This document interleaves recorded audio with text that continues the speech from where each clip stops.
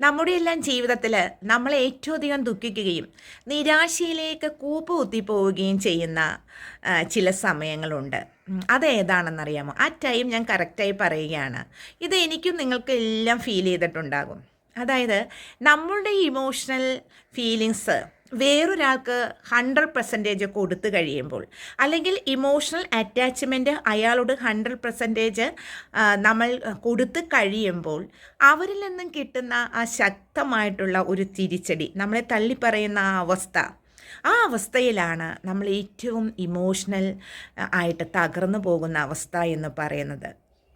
അതിൽ നിന്ന് കരക്കയറി പോകാനായിട്ട് കുറേ നാൾ പിടിക്കും എന്നുള്ളതാണ്. അതുപോലെ തന്നെ നമ്മൾ മനസ്സിലാക്കേണ്ട ഒരു കാര്യമുണ്ട്, മനുഷ്യർ മനസ്സിലാക്കേണ്ട ഒരു കാര്യമുണ്ട്. ജീവിതം എന്ന് പറയുന്നത് ക്ഷണികമാണ്. നമ്മുടെ ജീവിതയാത്രയിൽ ഒരുപാട് പേര് നമ്മുടെ ലൈഫിലേക്ക് കടന്നു വരും.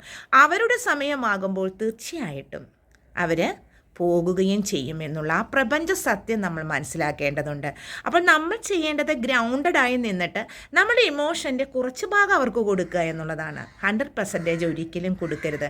അങ്ങനെ 100% കൊടുക്കുമ്പോഴാണ് നമ്മൾ തകർച്ചയിലേക്ക് പോകുന്നത്. ആളുകൾ വരും, അവർ സ്വാഭാവികമായിട്ടും പോയിരിക്കും. ഇതൊരു നാച്ചുറൽ ട്രൂത്താണ്.